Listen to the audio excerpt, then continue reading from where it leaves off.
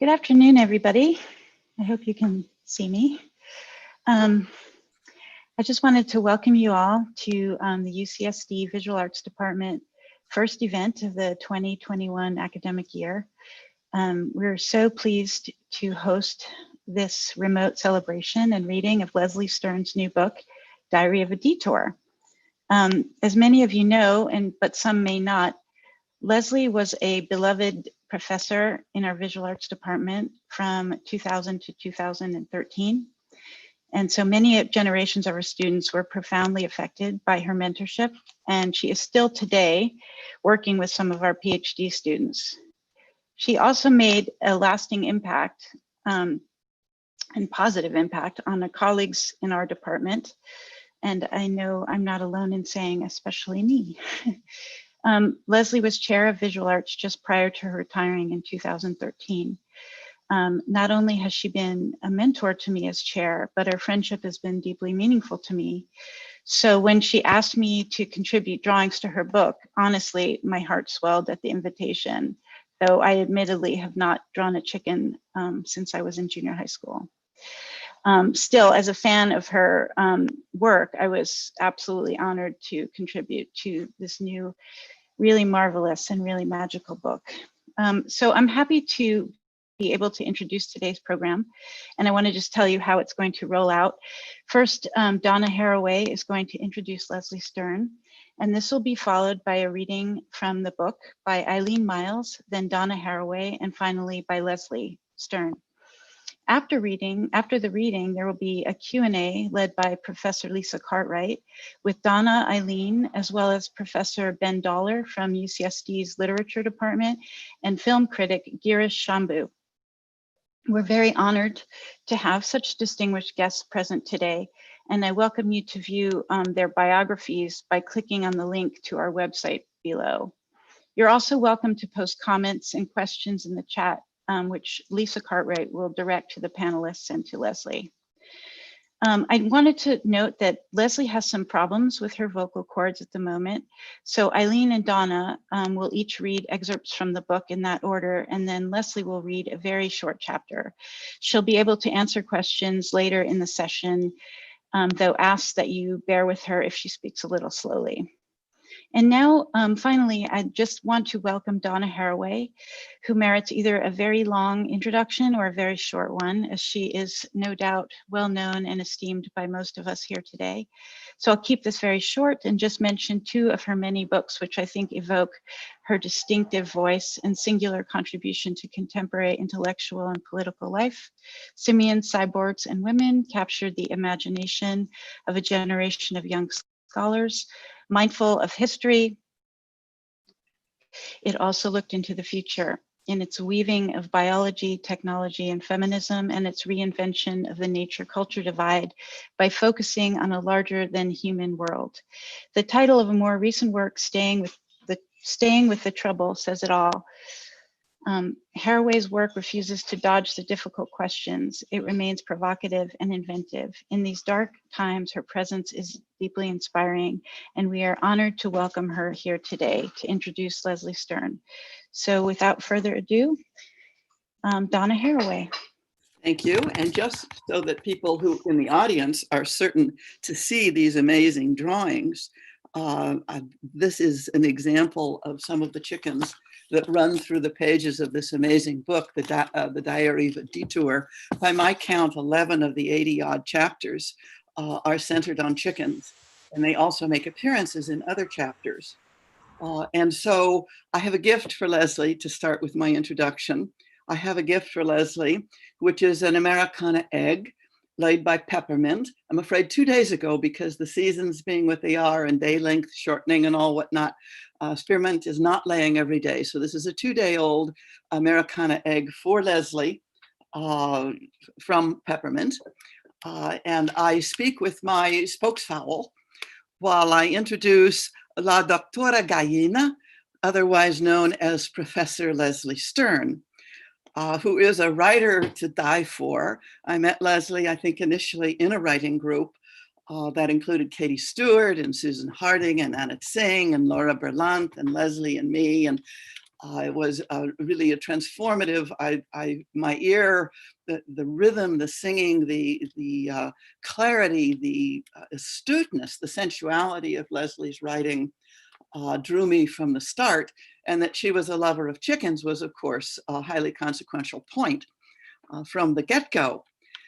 Chicken Saved My Life is the first chapter of this book, and The Last Chicken Standing, not counting Arrivederci, is the last chapter of this book. And these things are much more than tropes. They are, of course, also tropes, but never only metaphors, never only figures, also the flesh of the world. And I think that marks out Lesley as, for me, one of the inventors of what has come to be called fictocriticism. Australian feminist writers in the 1990s, other roots too to this thing called fictocriticism, but that kind of implosion of sensuality and criticality and fiction and criticism, a kind of multi-sensual, multi-sensory both mode of writing that I think Lesley Stern practices and embodies and shows us, gives us in Diary of a Detour, gave us before in The Smoking Book, and also to some degree in The Body, a Cinematic Thing, Dead and Alive, which is, I think, less experimental in the tissues of the writing than either this book, Diary of a Detour, or The Smoking Book. But in all cases show Lesley, film theorist, cultural theorist, feminist theorist, also as a writer who is not so much an experimental writer as a propositional writer, a writer who proposes sentences and sounds and ideas, a writer who is curious and a researcher, and is giving in her writing that kind of desperate and indeed obsessive search for some kind of grip on these processes of living and dying that are us. Lesley is also an uncommoning global traveler and earthly resident of earthly places. She uncommons in the sense that Marisol de la Cadena makes familiar. She doesn't travel, she travels as a tourist and indeed takes on that problematic mantle in all kinds of really interesting ways in this book. But it's uncommoning, it's reaching for layers of history. It's refusing a kind of easy, we are all humanness, or we are all in this together, but an uncommoning by traveling, and an uncommoning also by residence. She's lived in Zimbabwe, in Australia, particularly the southern part of Australia, though I'm particularly attracted by her writing when she visited Arnhem Land, by the encounter with that Australia which looks to Southeast Asia. She is a person who both resides and travels in Australia, in California, in Scotland, at universities like La Trobe and Murdoch and Glasgow and in Zimbabwe and Irvine and San Diego and New South Wales.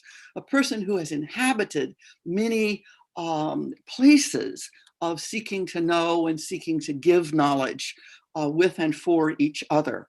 She's also a gardener, a cook, a true obsessive who is simultaneously a sensualist, a true obsessive who is also a practitioner of meditation, a seeker who's not afraid to seek in places that some other scholars might scorn.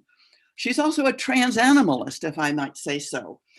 She is in a kind of transing, chimeric, or set of relations of exchange, lateral, lineal, entangled, practices of exchange with hens, cats, whales, and sheet metal roosters. She's a trans herbalist, a trans plant person, both with a garden run riot and a garden barely contained, with fig trees and strawberries and hemlock and fennel and much more. When you're in the presence of Lesley Stern and in the presence of her writing, you are in the grip of what is simultaneously running riot and is carefully cultivated and carefully planned and carefully done to recipe and seed catalog and soil preparation. It's that combination of riot and domestication that draws me in Lesley the person and Lesley the writer. She is a practitioner of the art of friendship, at home and in travel. And in this book and in person, you meet Lesley, who has the capacity to practice the arts of friendship. She is also a practitioner of the arts of incisive political and ecological rage, coupled with love. I think particularly of her chapter that is titled, it's the chapter en El Cañón de los Lorres, on Goat Canyon, in the art of living in damaged places. It's the chapter that puts her on the border with the Tijuana River and with the canyon that runs into the Tijuana River, that puts her into touch with the people's human and non-human, with the rocks and soils and erosions and rivulets and worlds of a canyon that is more than a metaphor, but is surely also an instantiation of what it means to be on the border. She is subject, object, agent, and habitat of chronic lymphocytic leukemia. She is a woman who lives with and in spite of and against and for a particular cancer, not cancer in general, but that cancer which required a kind of grip on the world that involved a relearning what counts as an organism, that comes to grips with the fact that biological development is not teleological, not orthogenic, that there is no master plan, that living is inherently opportunistic, that to live, to be a multicellular organism is to do cancer, that the history of the evolution and diversification of the cells of a multicellular organism are what Octavia Butler's Lilith, the Oncology speaking to Lilith and Octavia Butler's Dawn, called the human talent for cancer, a talent in the same way that hemlock is a cure, the cure and the poison. Lesley's writing and Lesley's life with and against this cancer is gripping. It's the picture, it's the person, it's the woman who is a researcher and also one who has no choice but to live with and through this particular kind of multicellularity in its ecological developmental history.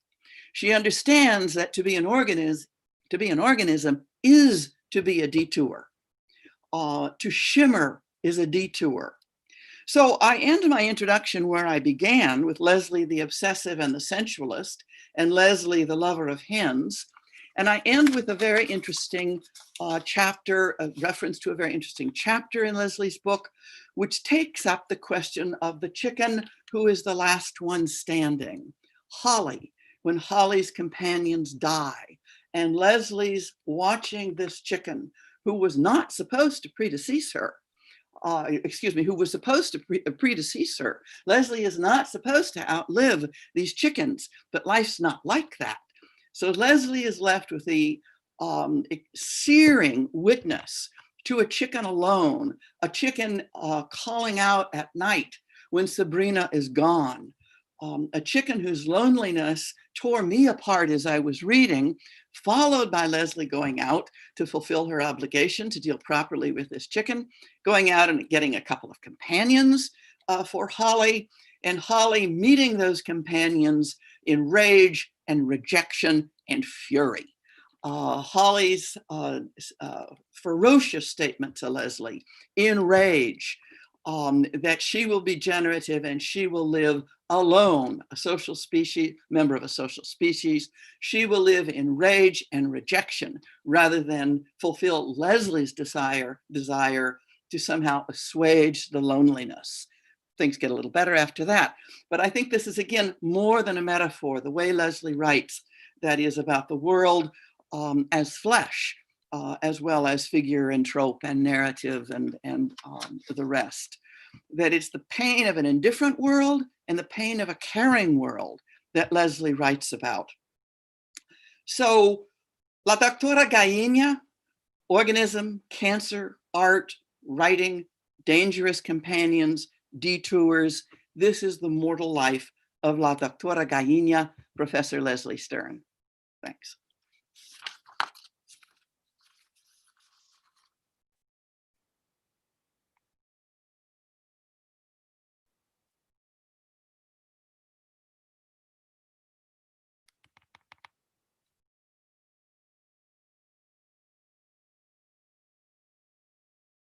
Eileen, I think it's on to you. Oh, sorry. I thought Lesley was going to No. perform a pirouette, perhaps. Yeah, I simply feel so happy to be here and so lucky to celebrate my dear friend and this crazy rich book. I have a chapter to read here called Weeding, and though I got distracted into another chapter, which was called Lighten Up, because it's just like the existence of the writing is such an act of travel. We're like doing something in the garden, and then we're in bed, and then there's a pain, and then we're in the hospital, and then there's a childhood in Africa, and every single moment is like the word embolism is becoming. I mean, every single detail of it. Well, embolism is a cadenced word. There's no part of this writing that isn't like as alive as possible and as neighborly to the very next element, which opens and explodes. So it's just to pick up the book was to kind of start tumbling into it, and even when you're staying in the garden, it's just such a kind of travel. So I feel rich and lucky to be a puppet for you today. It's like, so this chapter is called Weeding, and it's November 2013. The trial is over and traveling has begun. The trial is over, including the time to settle, and then a bone marrow biopsy and the barrage of tests. The news is mostly good. The long and short of it is that I am still feeling great and have, let's see, and we'll have what will probably be at least a few months respite from symptoms and most drugs. Cancer is still in the bone marrow and will seep back into the system. My immunoglobulin reserves are exhausted and this won't change, but I can luckily have an infusion each month to help the immune system. The CLL landscape is changing. There are new drugs being approved, so we will reassess which way to go in a few months. The garden landscape, too, is changing. The garden, of course, like any garden, is in constant, mutable, unpredictable. Despite all the planning, the drawing up of diagrams and charts and maps, despite the documentation month by month and year by year. After Helen left, the vegetable garden was bare, ready for planting, inviting. So I resurrected the seeds stored in a small fridge in the garage, ordered new untried seeds, and over a few weeks scoured the nurseries of San Diego to buy the best seedlings. Suddenly, our Northern California hiking trip was on the horizon. And so the planting was done in a frenzied manner for days and days, from sunup to sundown. All that immersion through the long months of treatment and deliciously illustrated seed catalogs, all that anticipation of color through the long, dark months. Now the time had come to plant those promises, to prepare for fall and winter. Small cauliflower seedlings, cheddar orange and Sicilian purple and bright chartreuse, cabbages, red and green, purple sprouting broccoli, all kinds of radish and turnip varieties, their seeds so similar, yet each variety evolving so distinctly. Daikon from Japan, tiny seeds that will months later emerge long and snowy white from the dark soil. From China, red meat and bright green lobo radishes, long black Dutch heirlooms, and round black ones from Spain. From India, Pusa Jumini, soft lavender streaked with deep purple, bull's blood, beets, heirloom rainbow chard, variegated sage and the climbers, peas and fava beans reaching for the sky, tossing out delicate shimmering blooms before forming plump pods. When we return, the garden is carpeted in green. Every seed that ever fell there seems to have sprouted, but they are not all vegetables. How could I forget that it isn't only seeds which sprout and plants that grow in the fall, but also weeds? Weeds, I can only think of Lesley. Weeds have colonized every corner of cultivated earth. Frenzied again, I spend days weeding out the unwanted, the greedy interlopers, the mimics and impersonators, and blatant bullies. But it isn't straightforward. Many of these tiny green, unspiraling hopefuls have become weeds by default, by going rogue. That's the word. This word is planted. That's a joke between the two of us. She had me read this because the word rogue is in there. That's so sweet. A few seeds were once sown. A few grew into plants, and the plants produced hundreds of seeds that blew in the wind and landed on the earth, multiplying, becoming a problem. Thus, nasturtiums and amaranth and fennel and borage. I leave a few borage and nasturtium plantlets as they will grow and produce edible flowers, garish orange and yellow in the case of nasturtiums, the borage throwing sprays of small sapphire blue flowers. The amaranth leaves are left for a while to grow between the lettuces and cabbage. They will be pulled soon when the young leaves growing on burgundy stalks are still tender and nutty. Fennel will be left selectively where there is space for their wondrous bulbs that grow above ground, but also to sprout their yellow umbrils and to provide fodder for the anise swallowtail caterpillars that will gorge themselves and then turn into butterflies. Although fennel plants take up a lot of space above the ground, beneath the ground they grow long taproots that work to cultivate the soil, preparing a propitious bed for future vegetables and flowers. There are a few tenacious savages like dandelion that are pulled and fed to rapturous chickens. The chickens also love stinging nettles, but so do we, though mostly it is the color that entrances as the weedy leaves are heated and turn a brilliant emerald green. Today, I gather heaps and heaps of small borage plants. The young leaves taste of spring, even though here in California, it is fall. They are bright like cucumber, but with a lettucey edge.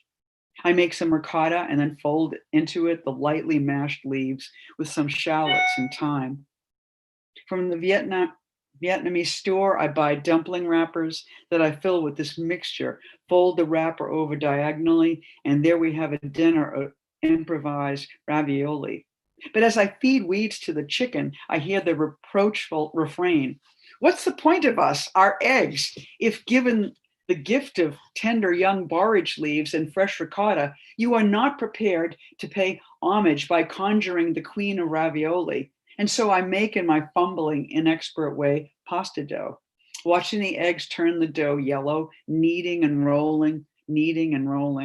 And then I invite some friends over for a glass of wine and a single ravioli. Each large, round ravioli is filled with the borage and ricotta mixture and an egg yolk. It's almost painful to be so hungry reading this. It's just no more than a few minutes in the simmering water and they rise to the surface, are transferred to a plate, dribbled with brown butter and a few shavings of Parmigiano, then pierced with a fork so that the yolk spills, gloriously golden, over the blue plate. The body is not a garden. The CLL landscape is not analogous to the familiar but changing landscape around my house. Yet the garden gives me clues, suggests ways of envisaging the future. Cancer cells are not invasive foreigners, though they often feel like this, but cells of your own body that have gone rogue.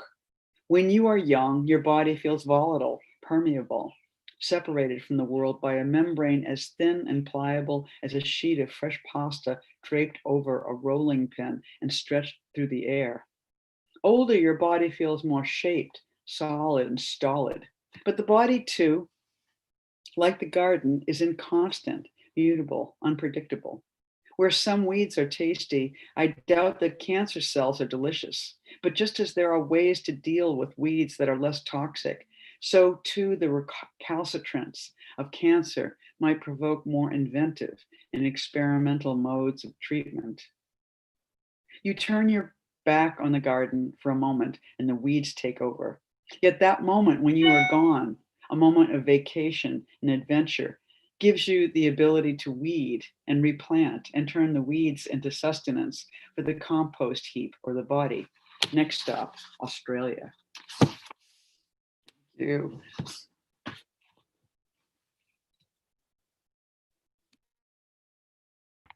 I will pick up the reading with from the chapter Touched by a Whale, and my part begins. As we splash the whales and they splash us in San Ignacio Lagoon, I wonder what they think, if they even conceive of us as humans, or if they comprehend us as part of a composite thing, which we call a boat, but which they might understand as something else, perhaps another sea creature. I wonder what a whale would say if it could speak. They, like other creatures that live in the ocean, have a much more complex sense of space than we do, gradations of light and shadow, and an acute and complex hearing range. They communicate in ways we do not understand. They seem to respond to the sound of an outboard motor. When whales approach, the motor is turned to idling, a low thrumming. To me, it seems undoubtedly the case that the whales who approach the boats are curious and fun-loving. But when people say, and this is a truism, that they bring their babies to you, I am prone to wondering. Maybe they just bring their babies to the boat, most probably showing them that it is safe, that the boat has many sounds, a fairly complex sonic communicative system, which includes a thrumming motor and screeching sounds, wows and oohs and ahs, and you beauty, and look, it's a baby, as well as tactile extensions that ripple the water, that touch and sometimes stroke. Wittgenstein famously remarked, "If a lion could talk, we would not understand him." There's a paradox contained within the aphorism, for the lion will not use language as we know it. She will use a system of signs unfamiliar to us and to which we do not have ready access. If she did talk, she would not be a lion, but a human projection, as in The Wizard of Oz.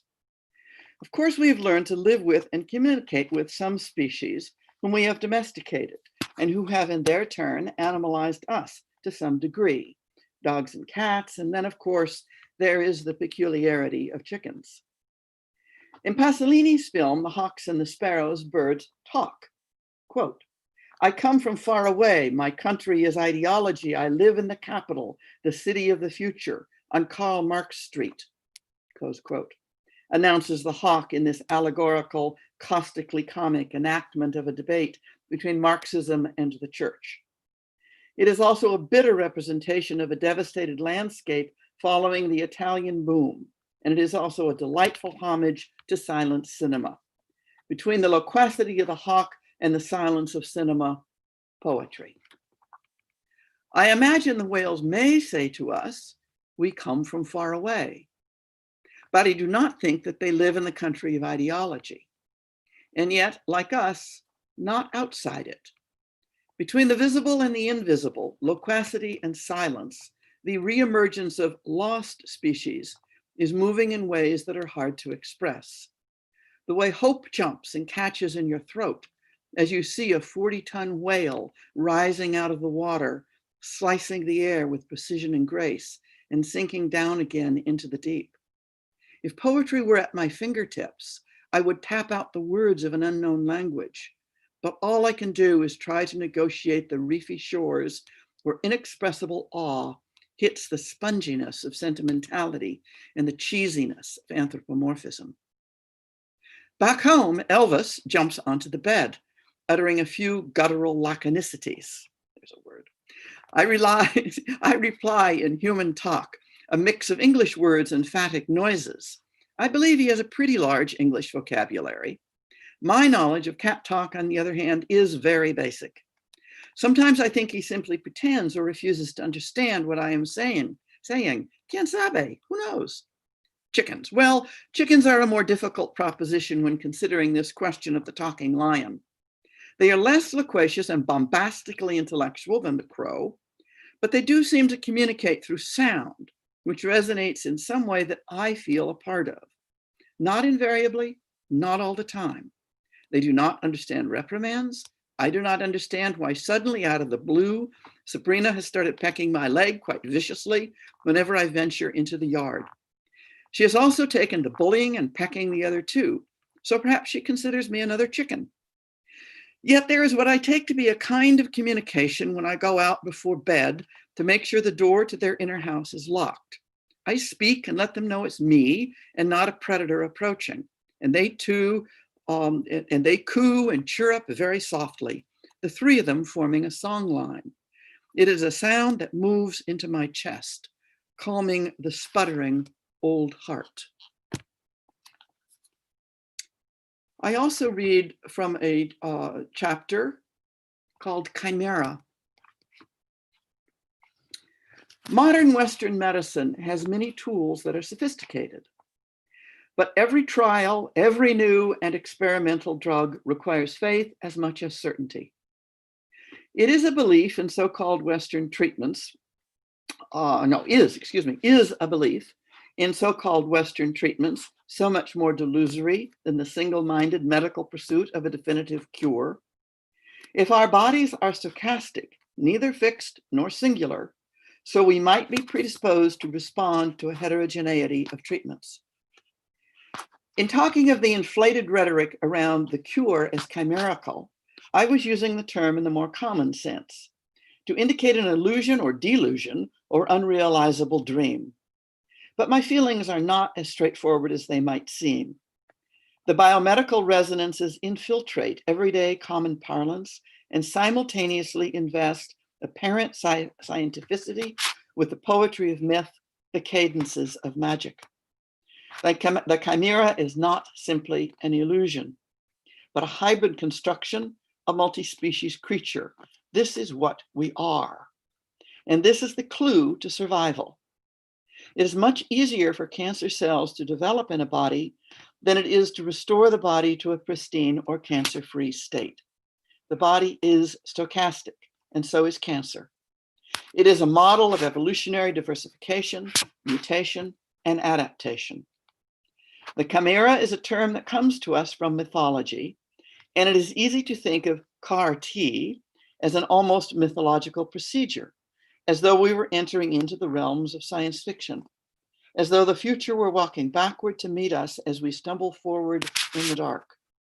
In the future, more and more of us might find our bodies to be chimeric, made of recombinant DNA. But in fact, it turns out that many people may now and in the past, if we'd had the technology to see, exhibit so-called microchimerism, when a small fraction of their cells are from someone else. And it turns out too that the way such genetic information is passed along, exchanged, is through a process that was considered to be typical of microbial behavior, but not of multicellular organisms like humans, horizontal gene transfer. But people can be chimerical too. Biologists have long suspected that something is transferred between mothers and babies during the birth process, but they surmise that it was molecules that moved. Very recently, however, biologists have learned that cells migrate. The cells of the mother infiltrate across the placenta into the child, and the cells of the child infiltrate into the mother. Thus, each one of us is a chimera of sorts, our bodies containing cell lines of others. If you are a firstborn child, you will have a set of cells that come from your mother, including cells that she acquired from her own mother in the same way. If you are a younger child, not only will you receive your mother's cells, but you will also receive all of your sibling cells. We are thus not what we thought. Every I is also a we. The poetry of myth and the cadences of magic pertain to science as well as to other systems of belief. In Shambhala, dralas refer to magical entities. During the 1970s and 80s, Chogyam Trungpa Rinpoche recovered the drala principle, the roots of which precede the introduction of Buddhism into Tibet and are found in the indigenous traditions of that country, as they are in all countries. Drala is the elemental presence of the world that is available to us through sense perceptions. Trungpa Rinpoche was once asked if the dralas exist. He thought for a moment and then replied, "They almost exist." Lesley, you need to unmute.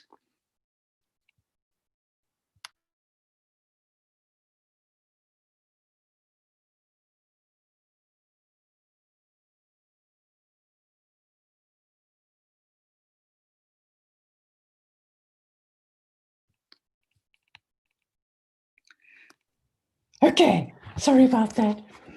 Thank you, Donna and Eileen, for those wonderful readings. It's kind of amazing to hear your work read by other voices. So this little piece is called Blood Poetry. Hematopoiesis, blood poetry. Actually, the word comes from two Greek words for blood and to make. It refers to the body's capacity to make blood cells. In adults, this predominantly occurs in the bone marrow. And when the system malfunctions, you get such diseases as leukemia. But to me, the word sounds like blood poetry. The family in Breaking Bad is celebrating Walt's remission. He's been pronounced cancer-free.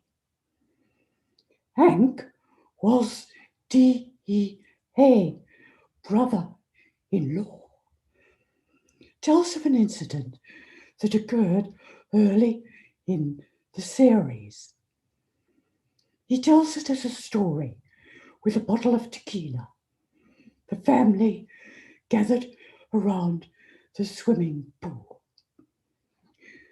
A giant tortoise ambles slowly across the desert. A decapitated, bloody human head strapped to its body. When it reaches a group of DEA agents, it explodes. Hank explains that this was the Mexican drug cartel's way of sending a message. The head belonged to a snitch named Tortuga, or Tortoise. Hank tries to explain the how of the scenario. It's not a metaphor, not an analogy. It's a Walt. What's the word I'm looking for? Walt refuses to participate, stares stonily into the distance. Hank finally finds the word. Poetic, he says. Softly, he repeats the word to himself. Poetic. That's it.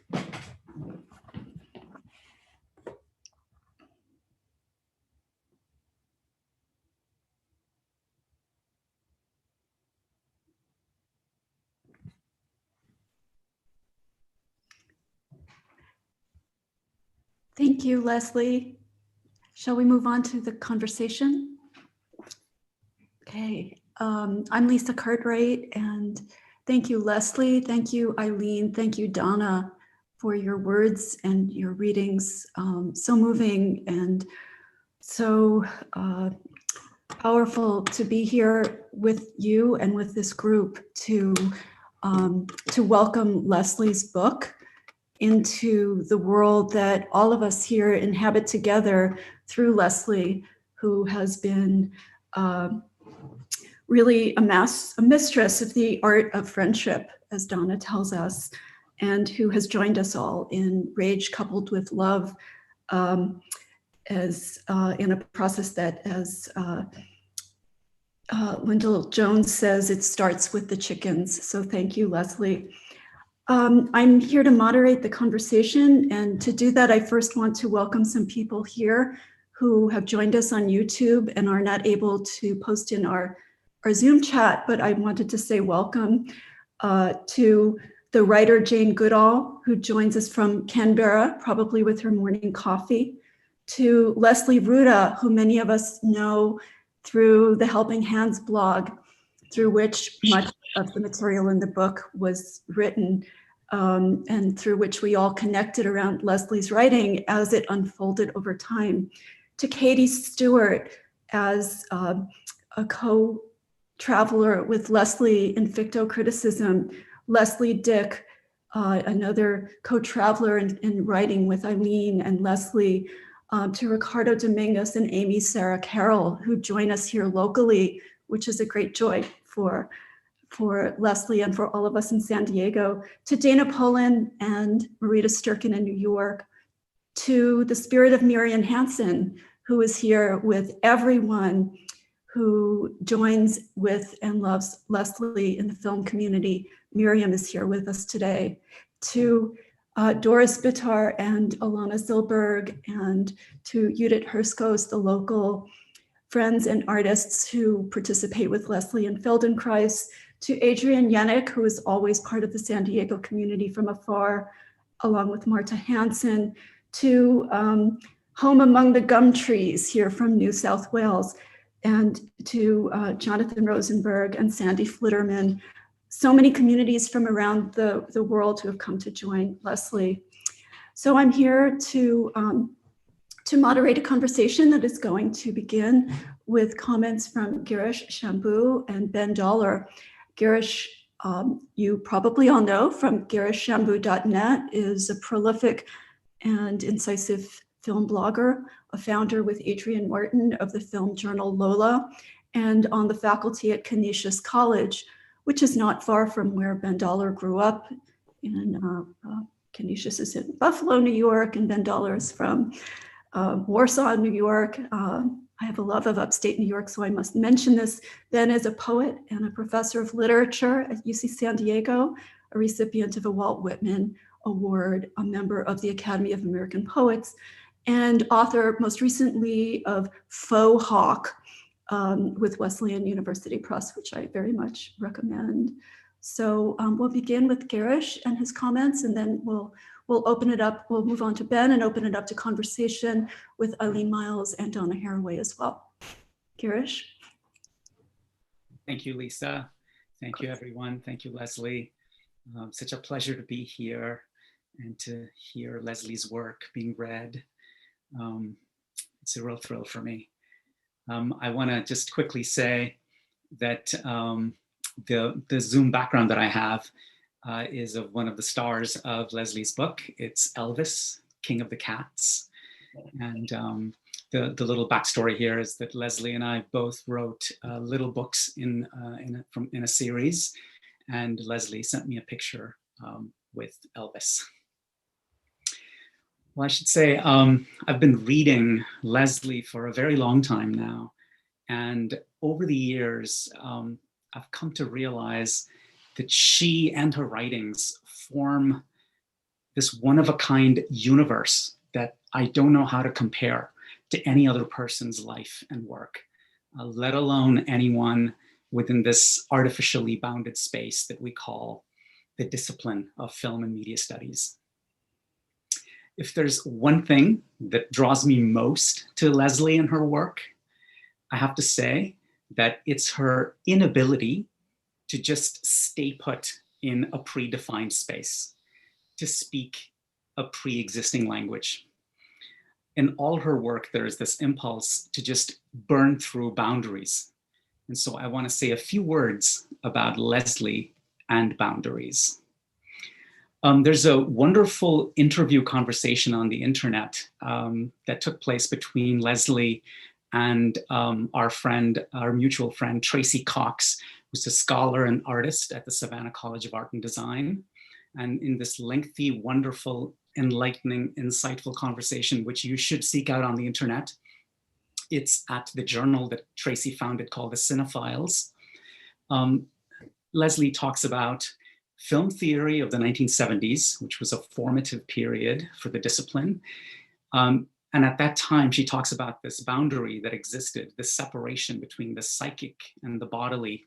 And the discipline at the time was strongly invested in, strongly focused on the psychic processes of cinema. And if anybody talked about the bodily, it was, as she puts it, a bit like inviting witches to dance and sing in the library.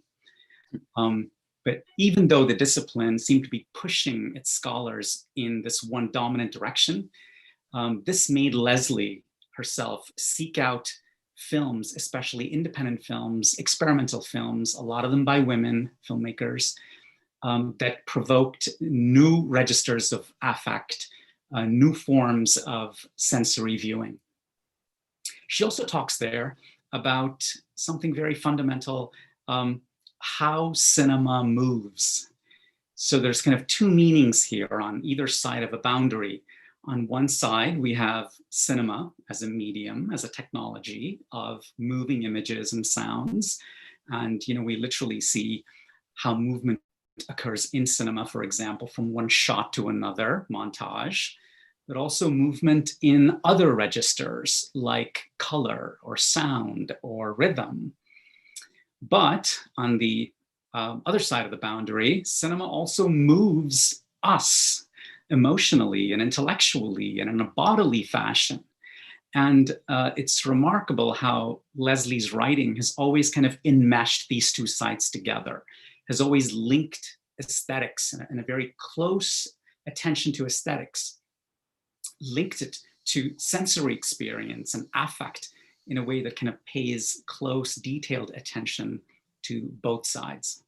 And a great example of this is her book on Martin Scorsese, the Scorsese Connection from 1995, that does not resemble any director-focused book I've ever read.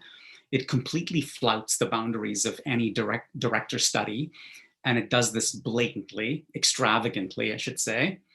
It doesn't maintain a focus or an insistent focus on Scorsese and his films. It's not comprehensive. It doesn't discuss a lot of his critically well-regarded films. And Lesley herself admitted to not even really being a big fan of his work when she decided that she was going to write this book. But instead, it's this incredible mosaic-like work that kind of ranges across the history of cinema, referencing or discussing over 100 films that are not by Scorsese. And it has this bold montage structure with quotations that are inserted right into the body of the text, sometimes in little frame-like boxes. And it has these nonstop, wonderful flights of fancy into the life of Lesley as a cinema watcher, a reader, a traveler.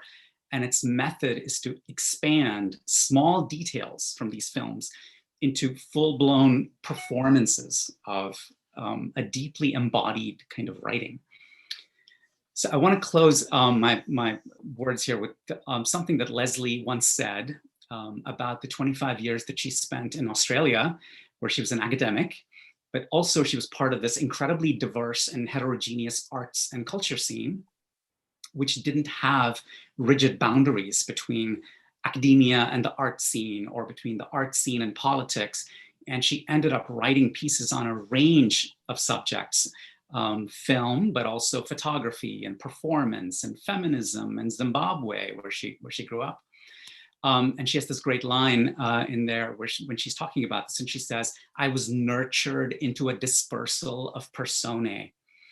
And for me, the biggest thrill of Diary of Detour, which is the book of hers that is closest to my heart, my biggest thrill is being in the presence of these multiple personae, all of them driven by this insatiable curiosity about life, both human and non-human, about experience, about the whole wide world.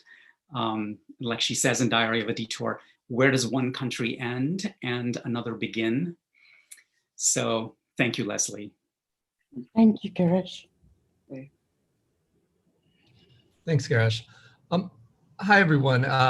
I am joining you, and apologies for my lack of social ability. I haven't really spoken to anyone besides my family for about 3 months, but I'll try to warm up. I'm very grateful to be joining this social world and to have been invited to participate in this discussion, and to have through this process discovered this just remarkable book, Diary of a Detour.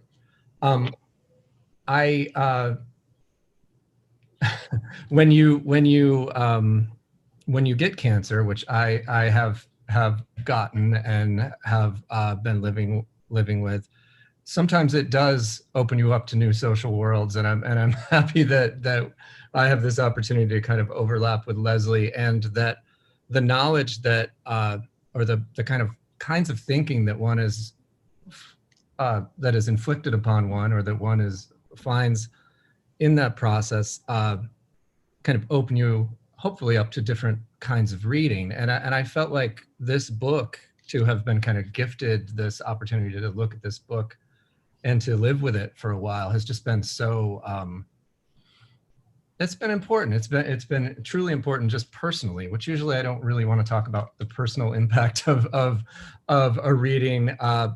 But in this particular case, I feel like that's something I can offer for these moments a little bit, and to kind of talk about some of the places that this book, A Diary of Detour, goes.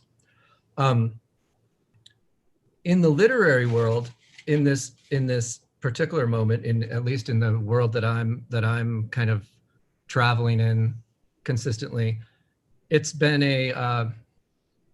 what can you say? It's been a good time for cancer books. So that's a hard thing to say, but there have been a few that I think are really important and really doing interesting things right now. And I would start the book The Undying by Anne Boyer. I don't know if you can see it. Recently won the Pulitzer Prize. This book, Underworld Lit by Srikanth Reddy.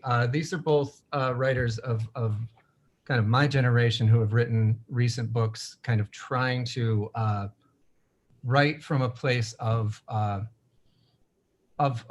survival or wishful survival, and trying to also kind of delve into I don't know, a universality of the personal, some way that one can kind of create a form that will carry the kind of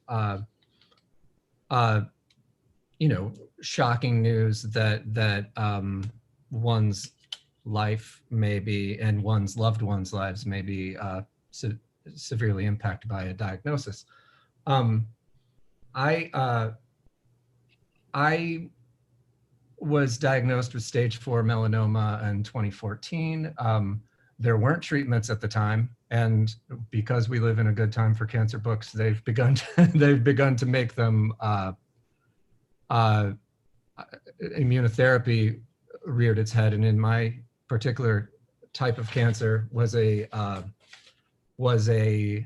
useful remedy at this point. So as one sort of goes through this experience, and I found this so sort of striking in Lesley's book, which contains such detail and such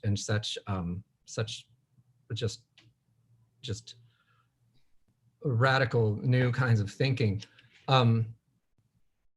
She arrives at this idea and this term that I thought was just kind of incredible. The term being the idea of being chronically alive.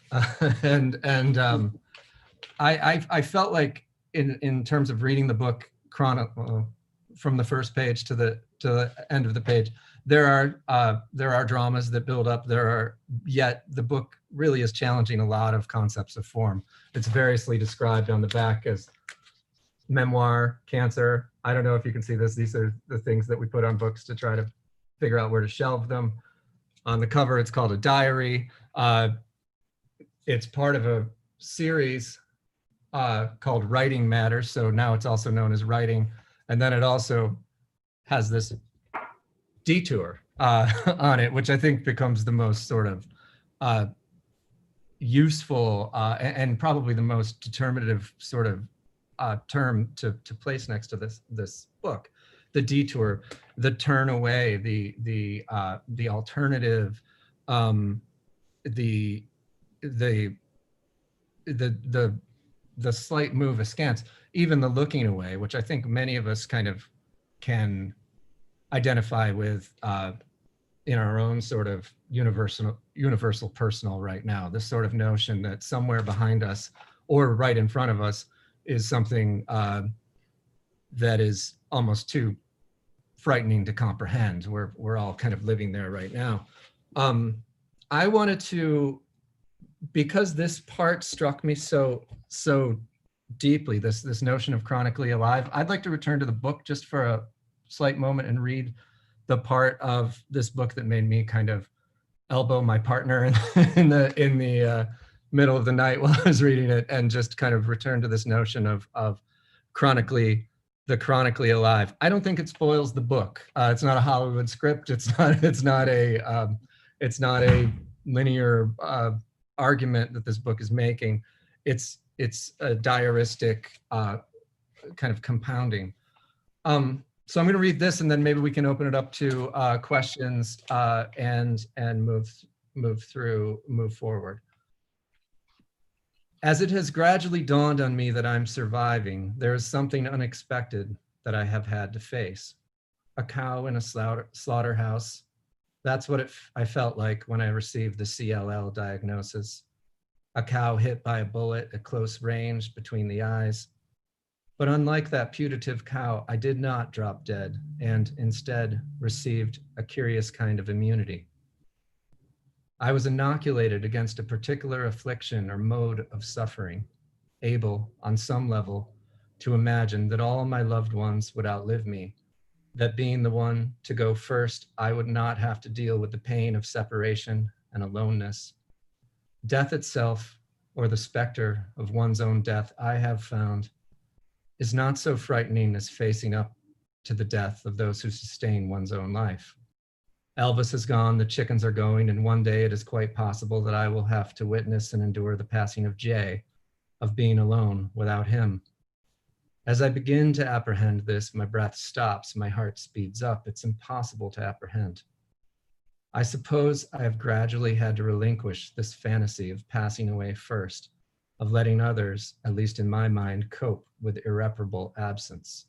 Slowly, as I have survived and as others around me have not, others whom I love or have loved, others who have been friends for many years or fellow travelers, some who seemed, when I was first ill, to be in the prime of health, I have been deflected from this guiltless journey toward death, and paradoxically had to inch slowly into living, into the question of how to live and how to rejig my understanding of the word chronic, how to nudge the notion of a chronic illness off from center stage, and how to accommodate somewhat grudgingly to the idea of being chronically alive. So it's just a great passage. Thank you, Lesley, for writing that. It really meant a tremendous deal to me to read it. I think we've moved into the point where perhaps we can open up the floor. Would you like to guide it? Thanks. A bit more, so thank you so much, Ben. Yeah, so I wanted to just bring out some of the comments that were coming in during these beautiful tributes from Ben and from Girish. Vivian Subcheck underscores chronically alive, so truly descriptive. And Ken Wissaker comments, Ken is the editor at Duke University Press for this book, and says he's so proud to have published this beautiful and deep book, a much needed inspiration for many of us. And it was an honor to midwife it and to work with Lesley, and so moving to be here and see the ways it will get read and heard in the world. Jill Giroux comments, here we are reading with Lesley, and I think it's important for us all to acknowledge Jeffrey Minson as a mind and a spirit behind this book. I wanted to also bring out a point that Doris Bitar has made, that through the last 4.5 years, Lesley has become very close with a Syrian family here in San Diego, who she has taken on the job of being the kind of the agent for a cooking school run by this Syrian family. And many of us have learned Syrian cooking through the connection that Lesley provided to the Syrian community in San Diego. And she has seen the children in this family graduate from high school and ease into college. So thank you, Doris, for that comment. So Mudroom is saying, inch slowly into living, a beautiful line. And so many of us in the film studies community appreciated Girish's drawing out Lesley's film writing that we have all loved for years. I wanted to, before opening it up for discussion, for both Eileen and Donna to join in, and also for the audience to contribute more questions and comments on the YouTube channel. Lesley asked me to not just to moderate, but to say a few words as well. And I wanted to talk about her passage, Blue Shimmer. So Blue Shimmer is one of the places where Lesley goes deeply into Australian settler politics. And of course, we all know that Lesley is from the former Rhodesia, from Zimbabwe, but has ties to Australia in part through her first teaching job. And the chapter is, I think, for me, a place where Lesley really articulates the relationship between her politics, her national politics, her transnational politics, and drawing and art. And this chapter, like many others, is a crosshatch, a technique that we see in Amy Adler's drawings. Shimmer, Lesley writes, is a component of crosshatching, the fine marks at odd with each other that animate Amy Adler's cross chickens. So I want to suggest that Lesley is really the embodiment of shimmer for many of us. And I want to talk about the other term, blue. For many years, Lesley's palette was dominated not by blue, but by green. She was shimmer incarnate, emanating her garden, her nettle sharp wit through green. And she speaks about painting technique as a manifestation of ancestral power, spirit, nature, country, of incarnation and emanation. A couple of years ago, Lesley became Sydney Blue incarnate. She began to embody this color, which is funny because being from Zimbabwe, her first teaching job kind of accidentally landed her in La Trobe, Australia, where she was the first faculty hire in cinema studies and expected to be, in her words, greeted by a group of phalanx-suited men. A field, cinema studies, that she said she bashed on after growing up listening to and watching films on her father's 8mm projector. So it was through her blue period that she wrote the latter half of this book. And in it, she describes the blueness of the sky over Timor and Arafura, and the colonial politics with drawing that conveys through some of the paintings that she talks about. For example, Port of Madagascar by Mungarawe Yunupingu, the mid-century Australian Northeast Arnhem Land bark painter who was a member of the Yirrkala community. So I thought I would just very quickly share a couple of those paintings as they're not ones that we can see in the book. Let's see if I can share. Just very briefly. Put it to slideshow.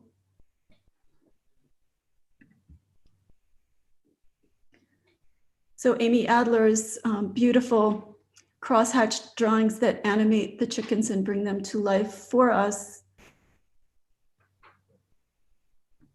And the bark paintings, the Yirrkala bark paintings, this one by Mungarawe Yunupingu, in which Lesley describes the ways in which blue transfers from the water to the people and from the water to the boats.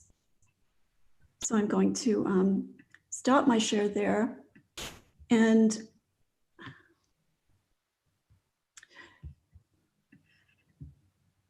bear with me a moment, sorry. So the ships are blue, the people are blue, she writes. An example her friend Fabian suggests of hypolasia, the transference of the quality of one object onto another, a figure of speech in which the syntactic relationship between the two terms is interchanged, as in a restless night or a happy morning. It's not the people who are blue, it's the sky and the water that are blue. It's not the morning that is happy, it's the people who are happy.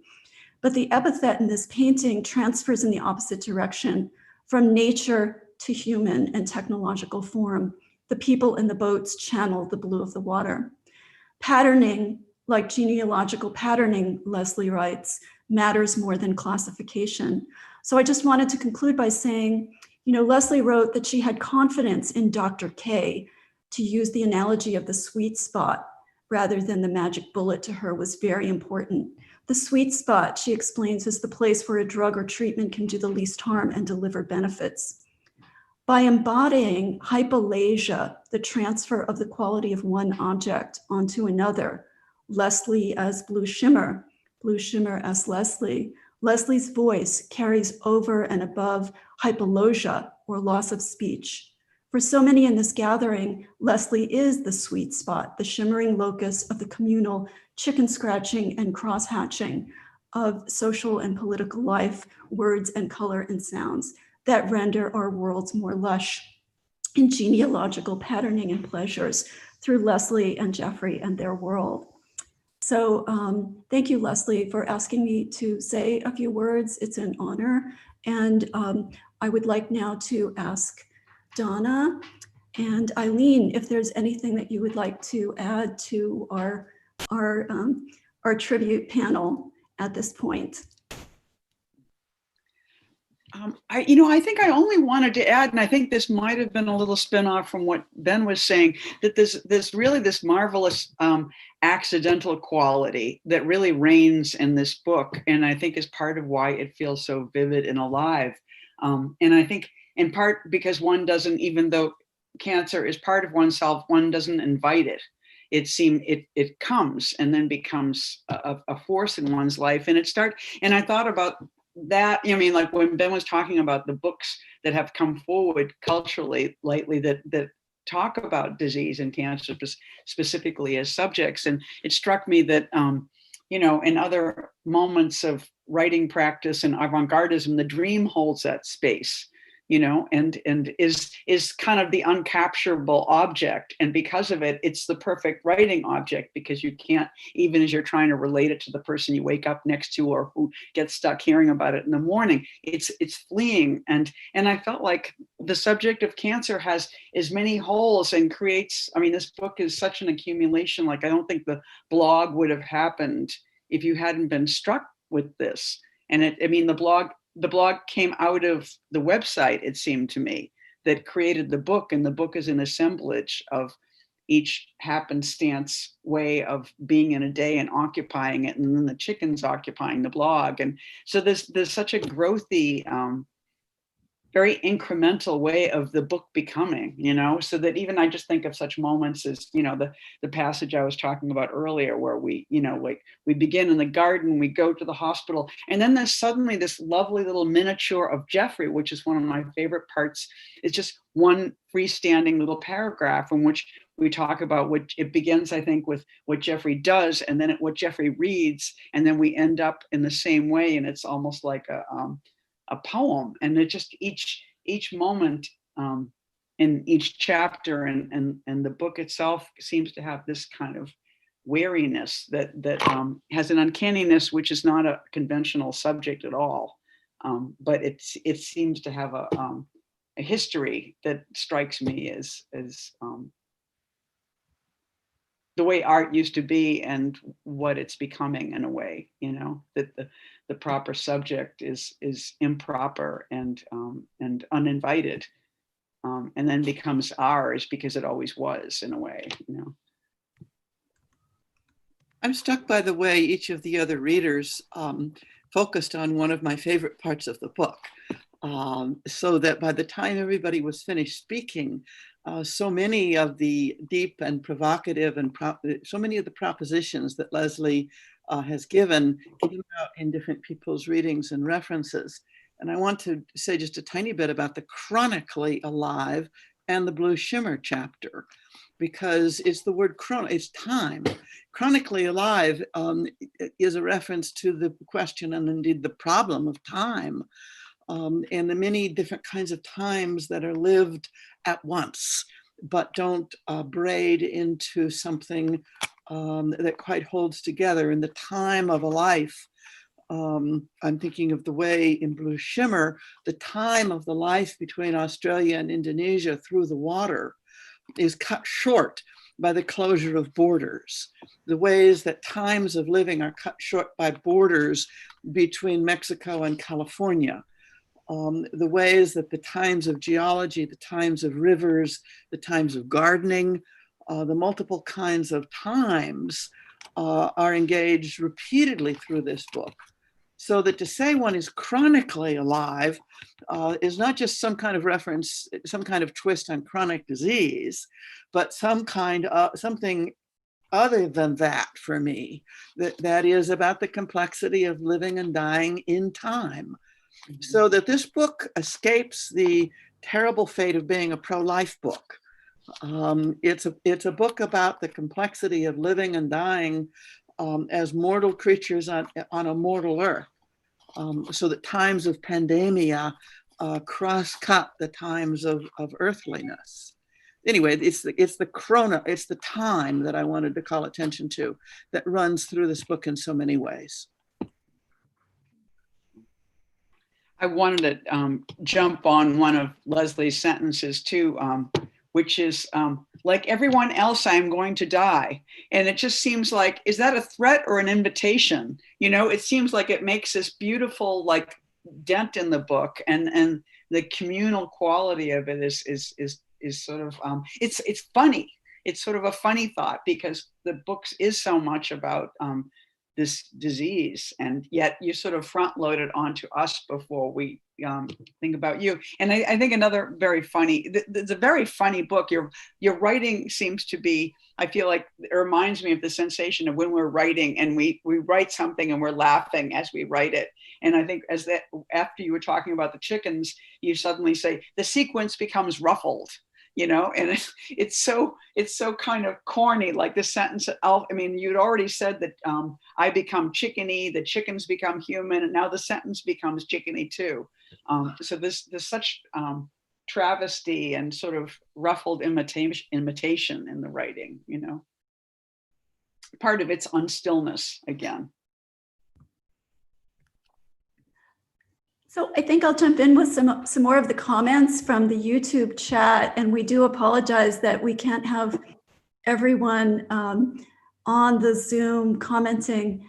So Kathy Davidson wants to bring up the chronically alive again as just genius, and that is all.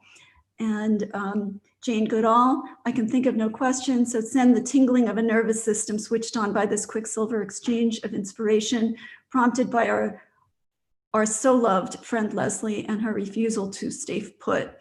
And Bill Baskin is here. Hi, Bill. Lesley, do you write in your garden? Sometimes. Sometimes. Yeah, but Lesley, your writing studio is adjacent to your garden, right? Yeah. Yeah. And Ben, thank you for the additional reading, says Bill. Amelie Hasty, all parts of Lesley's work are my favorites. Any other comments that I'm missing here? Doris Bitar wants to know, how do you, Lesley, navigate or strategize your writing process? Where do you most often begin? With nature, with your body, or with something else? That's a very difficult question. I don't know where I start. Something happens, or I see something, or I'm moved, angry, happy. I really don't know. But I suppose when you're actually writing a book, as opposed to a blog, eventually you have to shape it somewhat. So although it might appear unshaped, probably as much time went into the shaping as into the, what we might call the original writing. Everybody knows this who writes. And so also things change. You know, certain issues become more prominent. I didn't know when I started that I would be writing much about a larger than human world. But when I realized that I was, I sought out more experiences that would feed the writing.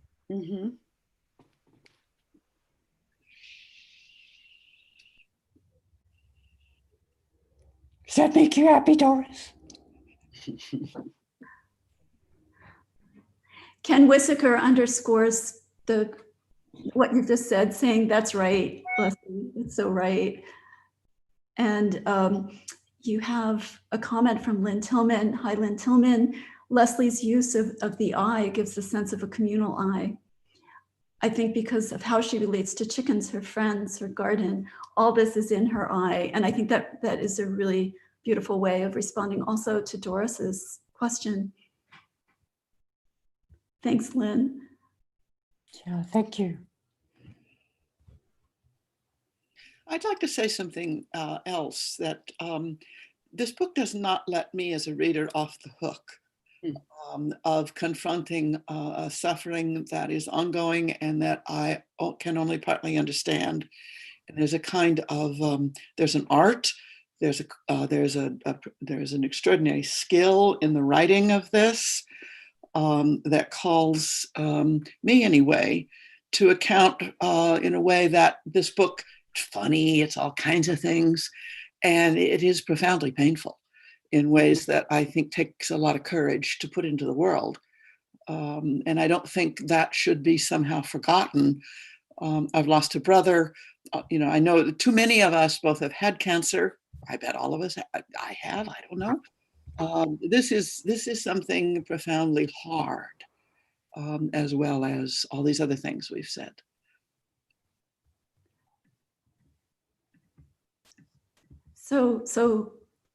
So accurate, so true. There's a question from Sasha, and I missed it earlier. My apologies, Sasha Moniker. Sasha wants to know,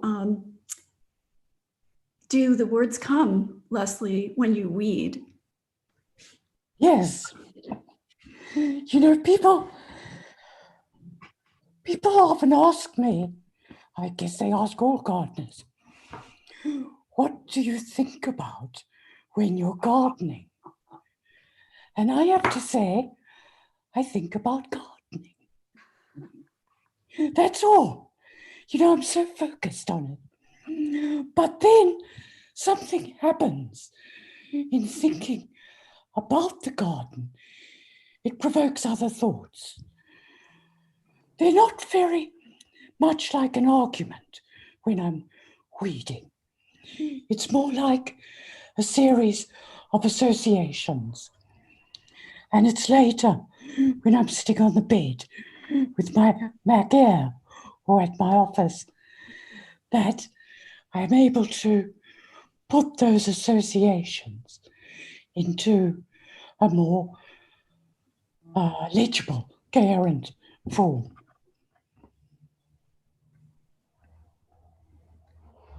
I think it's interesting that so many of us have weeded with you and have followed your words and your reading of your words through the blog over the years. And so I have a question about the communal aspect of editing and how you went about thinking about revision between the words that came and emerged in the group of the blog, and then the words that followed, and then the revision for the book. To what extent were the voices in your head, this community or some other form of reader? If you could just speak a little bit about the process of voice and listener, imagined listener. Well, of course, it's always very difficult to imagine who your readers are. And you get caught, I think, between trying to conjure up the ideal reader and trying not to anticipate, because what you really want is unexpected readers. You want your friends to read your book, but you also want people you don't know to come with new things. So, yes, the reading groups I've been in, the one that Donna was a part of, has been very important. The blog and the kind of responses I got were really great. And then there have been just individual readers who sometimes might not have said a great deal. And I think particularly of Emily Hastie and Tracy Cox-Stanton, who read substantial parts and were just incredibly supportive in pushing me forward. Eileen, too, has been like that. At crucial points in the working on this book, she's just had something to say that's made me swerve or think again. So all of this, and then of course, there are the influences, the voices you're unaware of, what you're reading, what you're watching on television. All of these feed into one's writing. And when you're revising, actually, you have to weed a lot of that out, as well as, bringing, sometimes it's a clue to what you need and what you need to get rid of. Lesley, Sandy Flitterman Lewis is commenting so accurately that your writing is so cinematic.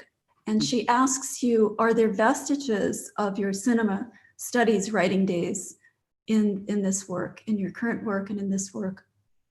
Oh, yes, absolutely. Nice to know you're there, Sandy.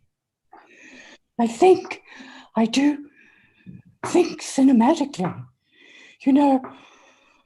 For those of us who are film scholars, not only anybody really who goes to the movies, one of the really, really difficult things about the pandemic has been not to go and sit in a darkened film theater with images unroll, not just in front of you, but all around.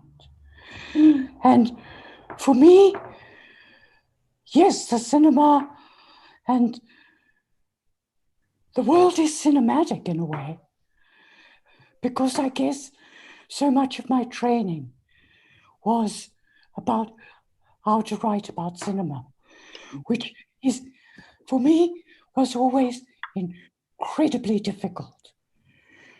This book was much easier to write than a lot of my film pieces, which might have been shorter, but it's really hard to transcribe one medium into another.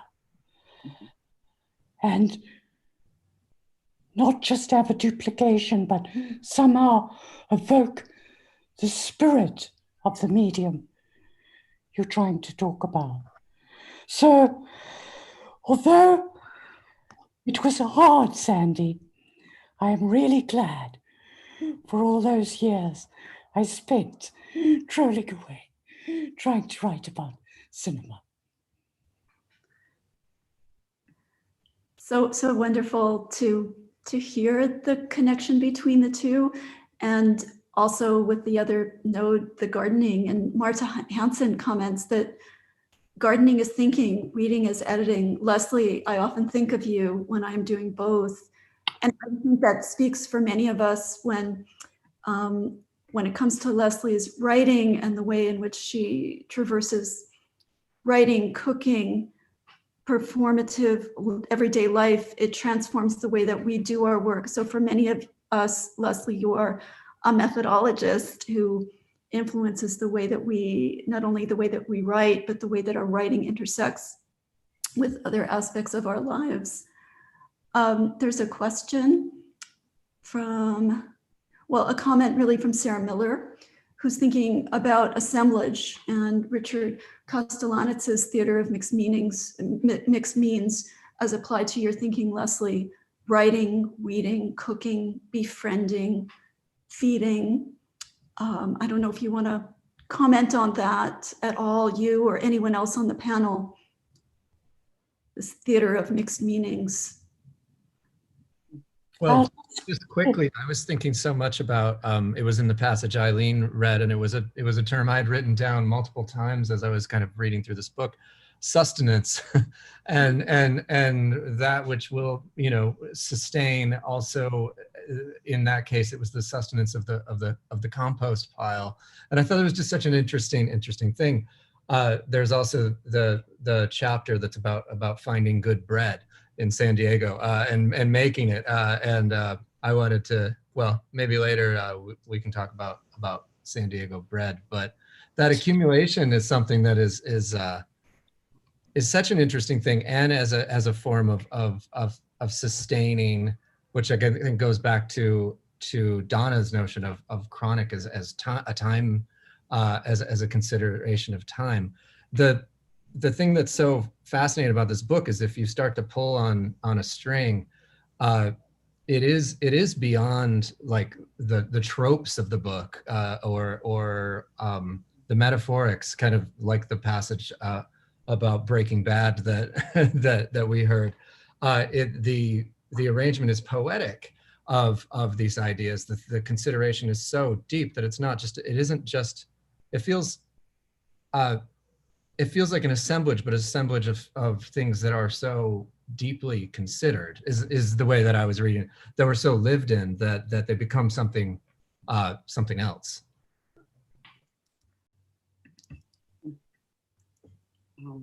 I want to jump in there for a second too, and I'm not sure how the two relate, but I wanted to say that the thing Girish had said earlier about the Scorsese book was so interesting, because the description of Lesley making that book, it was almost like a meal. It was like these few Scorsese things on this bed of all the other films that she had seen, you know, and that if the ground wasn't there of all this multitude, then the Scorsese would have no there or nothing to be on.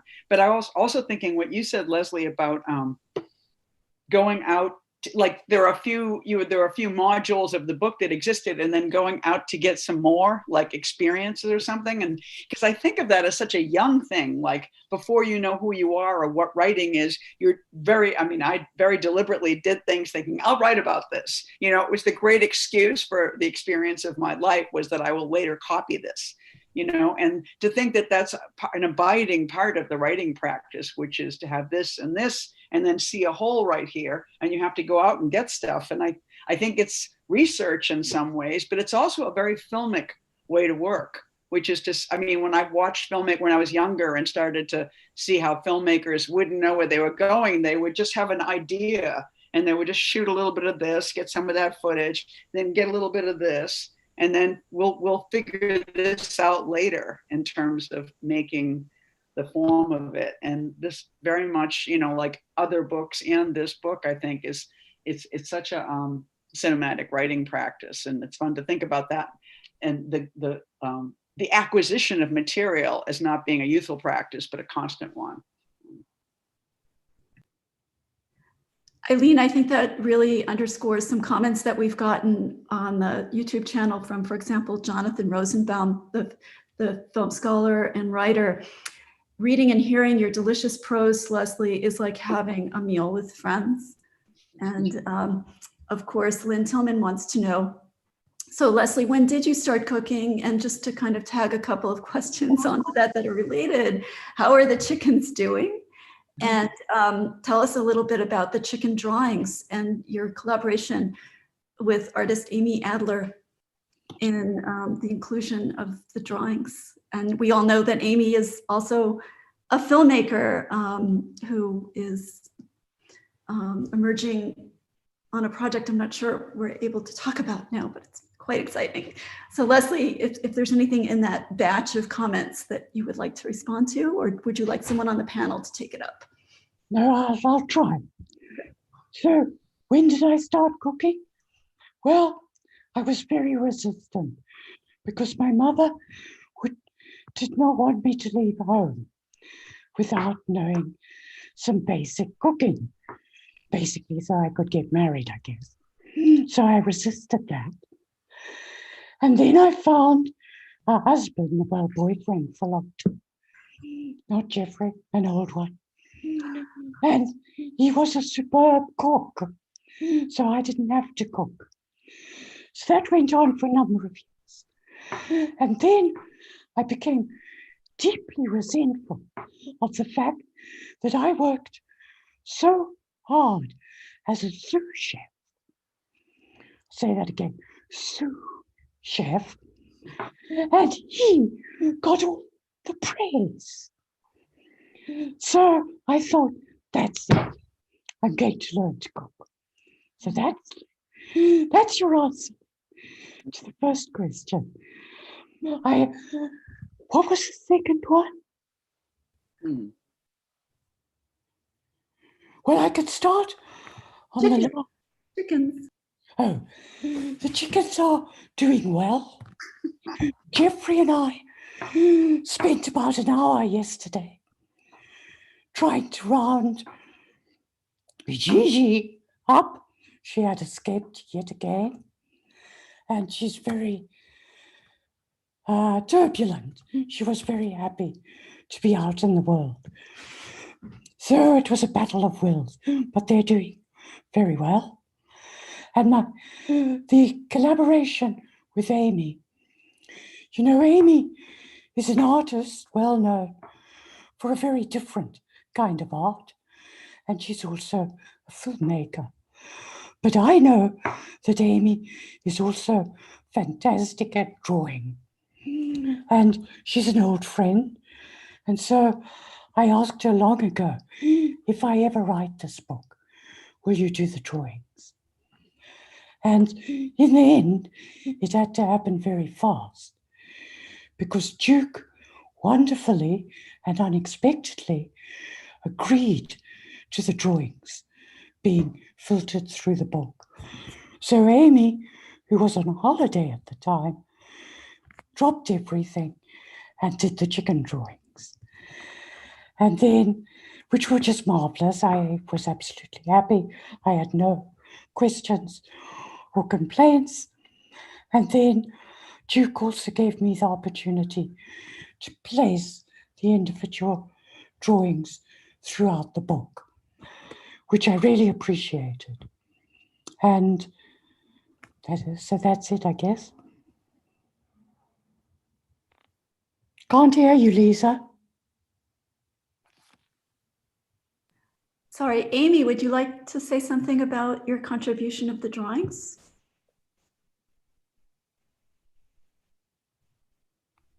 Amy may be on the YouTube channel, but not on the Zoom. So I think that's going to pose a problem.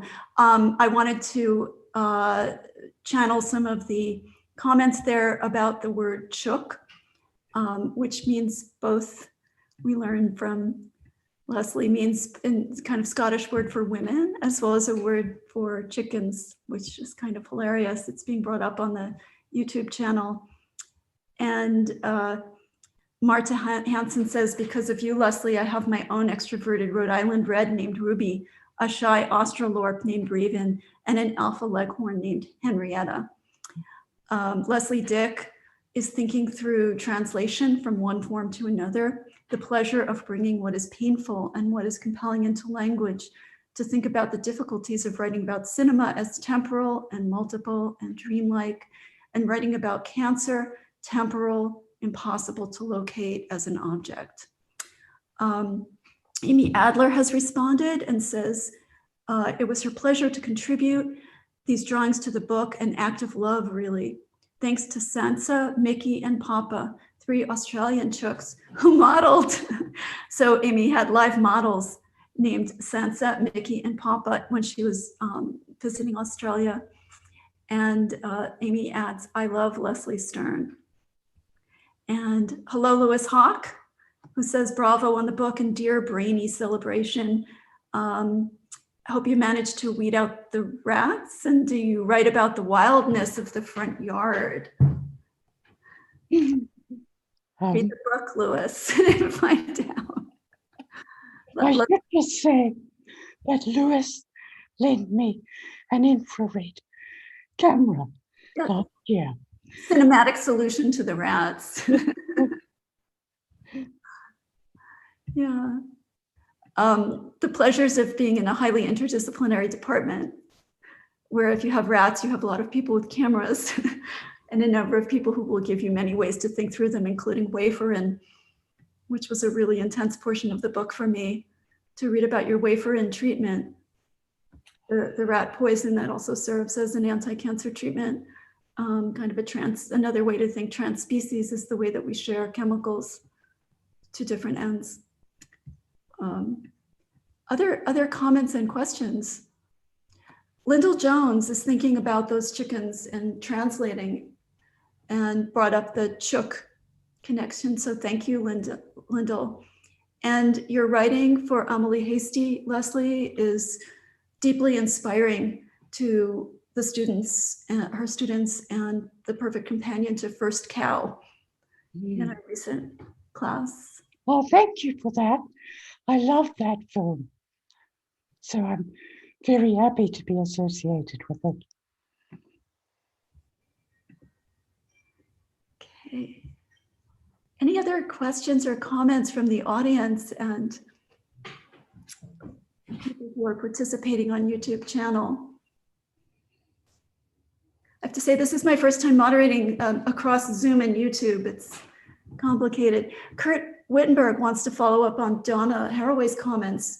What challenges Kurt enthralls him is the extraordinary interweaving, the playfulness, sophistication, the science, the fear, the art.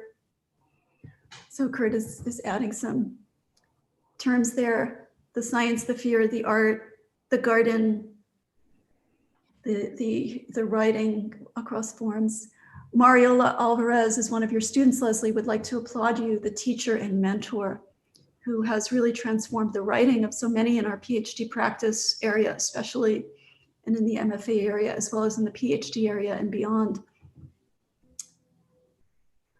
Is there anyone who is part of the writing world who works in fictocriticism who would like to comment on Lesley's transition into this world? Girish and Ben, I think, and Eileen especially addressed that. Donna brought it up right at the beginning. Is there anything anyone listening would like to say about fictocriticism? We have Anna Singh, we have Katie Stewart here.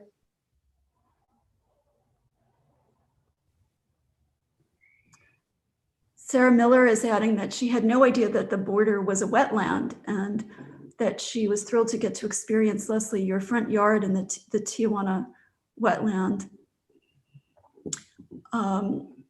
Lesley, were you part of the trip to Tijuana on Thanksgiving in a rental tour bus with Steve Fagan a few years back? Yeah. Yeah, so this way of Lesley's front yard being a route into something like the Tijuana wetland and food, and the idea of taking a tour bus while watching, Steve, was it a Jerry Lewis movie? As a Thanksgiving outing that resulted in Roddy Reed, hello Roddy Reed and Lisa Bloom who are listening, that resulted in Roddy Reed's longstanding bout with food poisoning, but was worth every minute, I think. This is a hallmark of Lesley's capaciousness in connecting people across fields, but also the visual arts department's breadth. Little Hugo and Matilda will be very excited to see their chickens in this book someday when they're a little older, says Allison Newman.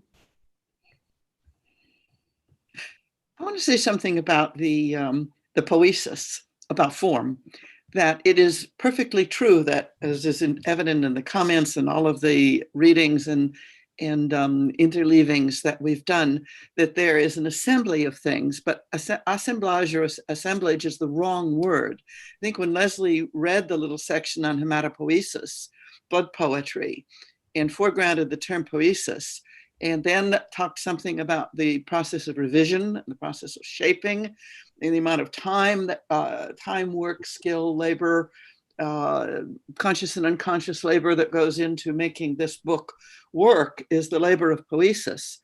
And that I think that's a much better term for the kind of joining up of things than assemblage. It really pays much more attention to form than the concept of assemblage allows. Is poiesis.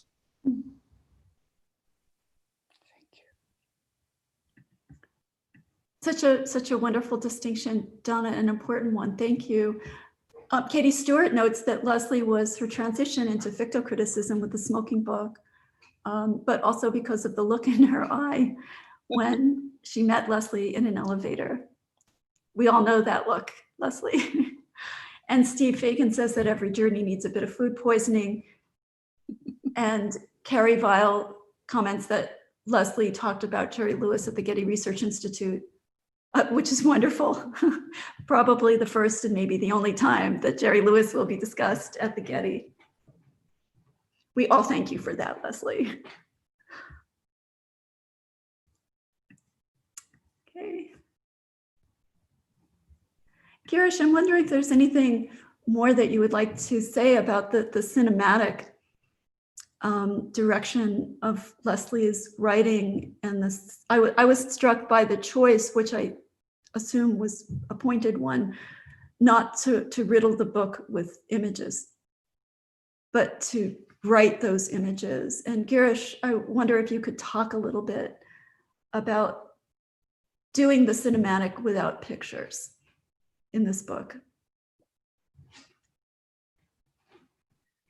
Yeah. One thing I found really striking in the book, and I also have seen it in Lesley's previous work, and she has talked about it in a way that's fascinating to me. She's talked about shaping, but not overshaping, so that certain fragments call attention to themselves as fragments. And I think it was in reference to the smoking book, when I think, Lesley, you spoke about this to Tracy, about how you were trying to give up smoking when you were writing the smoking book.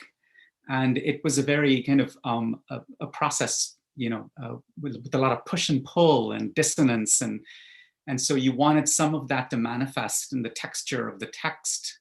And that happened through your not over smoothing the text, but have it be fragmentary.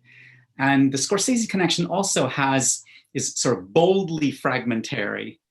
And so, and I think Diary of a Detour is, I think, your most kind of epic, ambitious work. And it also has that flavor of, also has that feeling of not being like a unified piece of text. And I think it's very vital to the way the book works. And so I'm also thinking about classical cinema, where you hide the cuts and you strive for a certain kind of continuity. But then in other kinds of cinema, experimental cinema and other kinds of cinema, where the montage comes to the fore and it wants to be seen, it wants to be acknowledged. And so I'm kind of, if Lesley wants to say a word or two about fragmentation and her style and this book, that would be great.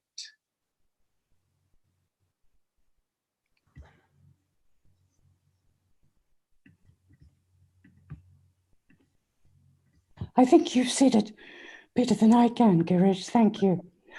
But I guess I could say something about the allusions to cinema in the book.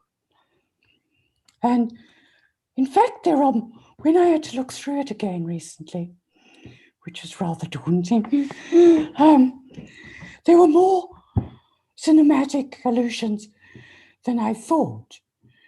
Some of them are quite brief, and others are longer, but they do appear in a fragmentary way.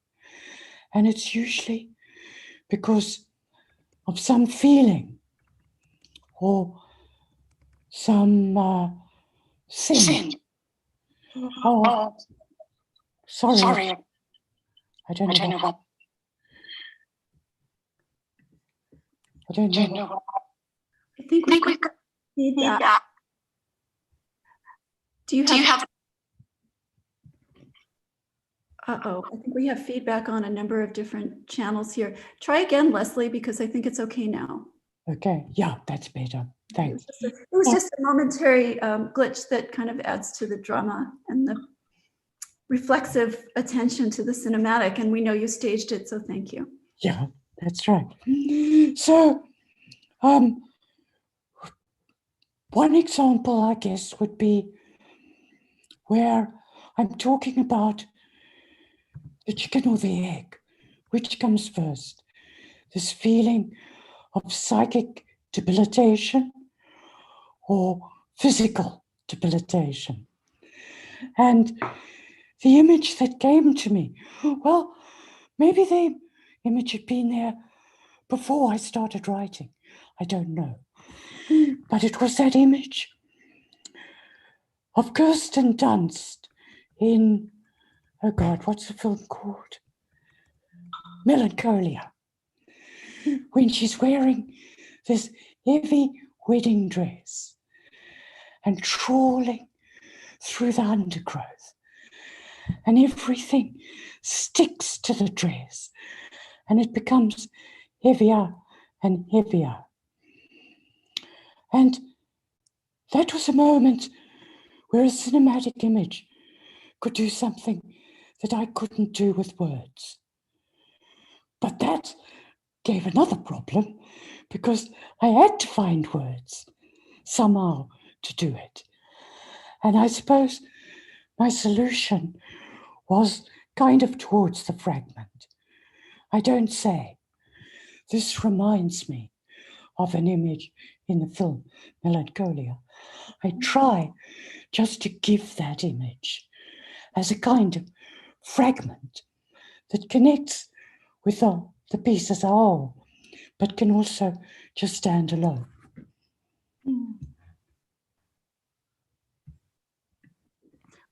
What a wonderful description of the fictocriticism approach and of the visual sensory ethnography approach to doing cinematic work.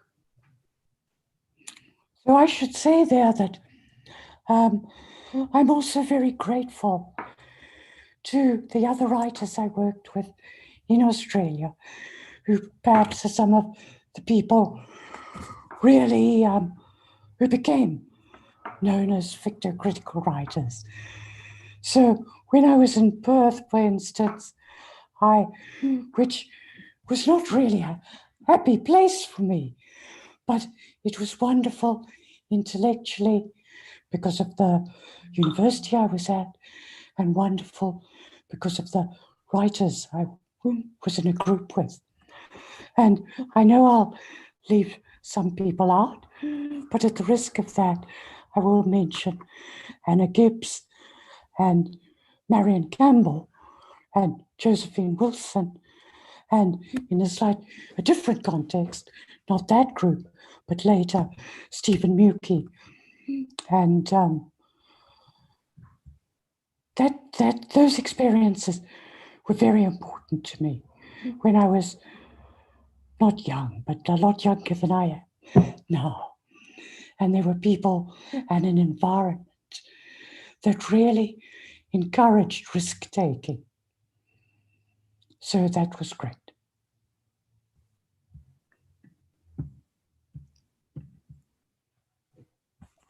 I think we have so many of those people, or some of those people here with us following on the YouTube channel, Lesley, which is really beautiful. And we have a message here from Tracy Cox, who, because of tech trouble, is being posted by Amelie Hasty. Tracy says, I love You Are Mostly You. It's a great anchor for her because it evokes the way cancer works and also evokes human connection to chickens. Alana asks, Lesley, when you first talked about turning your blog into a book, she urged you to keep the blog form going. And so she's making that comment.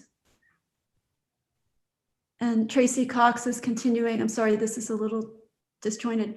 I remember when I first met your chickens, Tracy says, I immediately got low to the ground and mimicked their sounds.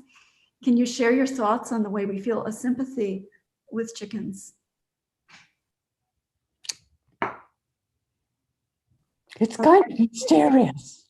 Is correcting Tracy Cox. You are not mostly you, not you are mostly you, but you are not mostly you. So Tracy Cox wanted to make sure to add that correction. Yes, so how do we feel sympathy? The ways we feel sympathy with chickens. Lesley. It's kind of mysterious. You know, they're domesticated creatures but they're also pretty wild. So I think there's always a sense in which you have to make a bit of an effort with chickens, you know.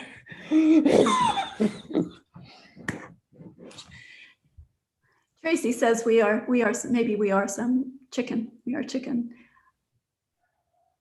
Alana wanted to continue her point. Girish's beautiful discussion of the fragmentary, he used a more incisive term, keeps that staccato, lived, unfolding open form, but at the same time, as Donna notes, with such rigorous poesis, such rigorous form. So she adds that analysis, lived, unfolding open form, poesis, fragmentary. What was the term that you used, Girish, if not fragmentary? Do you remember? I can't remember, but let me try to recall. I don't know. I'll post it in the chat. Great, thanks. Could I say something about the chickens? In there is the one chapter where you talk about folks who ask you if you would ever eat your hens. And you say, of course not. They are persons, they have names, they are my companions, they are my friends, they are buried with certain ritual. Their lives, I'm not particularly anthropomorphic any more than theriomorphic. It's not about that, but that these are not beings to kill and eat. And I eat chickens, and you are an exquisite cook with many exquisite chicken recipes. And you know as well as I do from having raised hens what happens to the male chicks as they, in the commercial world, which sends out the fancy hens and the occasional cockerel that gets through.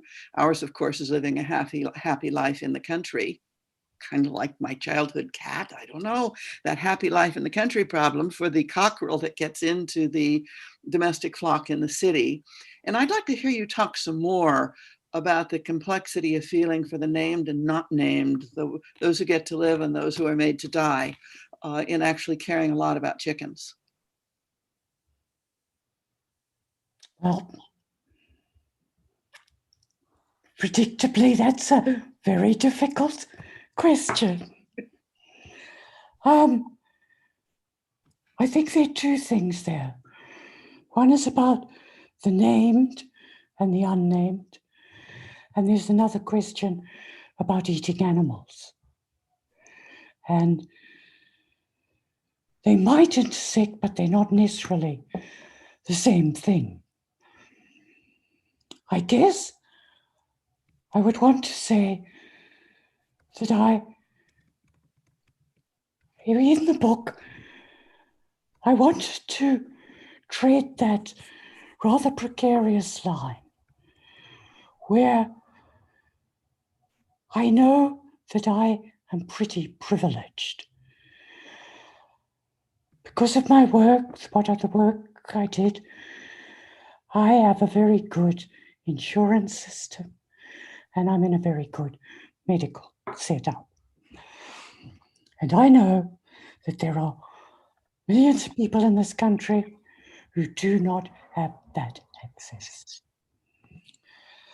And I don't think that that's right. So I've tried in the book to give a sense of that I can write this book in a way because I have a forum, a platform. Many people not have a platform. They don't have access to drugs, to medicine. But at the same time, I didn't want to be on a soapbox about declaring my privilege. I wanted to find ways that could emerge without being pedantic or lecturing people. So that's one question about the named and unnamed, one way of thinking about it. The other is about eating animals. And you and I both know, Donna, this is a difficult question. And I don't really know that my solution is the right solution. At the moment, and for a number of years, my belief is that we should reform the horrendous agricultural practices so that animals are treated with kindness and respect, basically.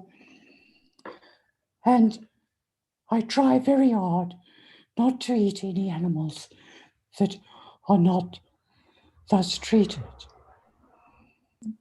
The question remains, though, about, of course, many of my friends are vegetarians, Girish, for instance, and I don't really, it's a very difficult question. I don't know the answer to it. Maybe it's simply selfishness and greed and gluttony that I like the taste of some animal flesh. On the other hand, I think that there are ways that we and animals are not the same. Or should I say, all animals also are not the same as each other. So that's not a definitive answer, but it remains for me an open and difficult question. Do you want to? No, it does for me too. I think it's extremely complex and situated and historical and many things. And one of the things I appreciated in your book is that, as in other difficult topics, you did not disappear it. You didn't disappear the problem. You allowed it to be there as something that is not finished. And perhaps one's current relationship should not be tolerated any longer, or which isn't to say this is all the time, everywhere, and for everybody. It seems to me that I appreciate your allowing it to emerge both in the metaphor and the figure of the Americana egg, and the missing baby roosters, the killing and making live, the making live and making die, that is about being an organism in any serious way. It emerges in your book in so many places. It's what I tried to say in the introduction about cancer as a detour. I think these things endlessly detour, which does not mean to say everything goes. You have, for example, you really, Chihuly, the Seattle-based glassblower, you plainly hate. You are not afraid to be, must be said, rather vicious. And anyone who actually takes pleasure in those glass formations and glass gardens is going to run for hiding and not perhaps speak it publicly. I wouldn't dare. You are not. You do not set out to be nice, which I appreciate. You set out to let some kind of light through the cracks. You set out and you were detoured. You were turned around. You were detoured in quite serious ways. You are a serious person in this book, and I think in life, and that includes these kinds of questions. Thank you, Donna.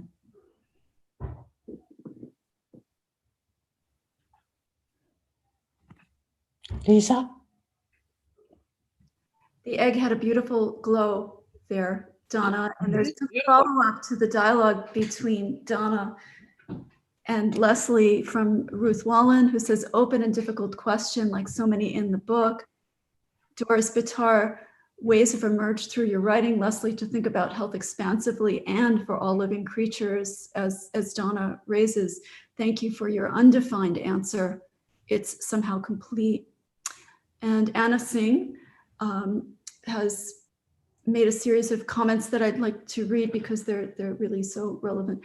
Hooray for chickens, Lesley. Thank you so much for entangling us with them.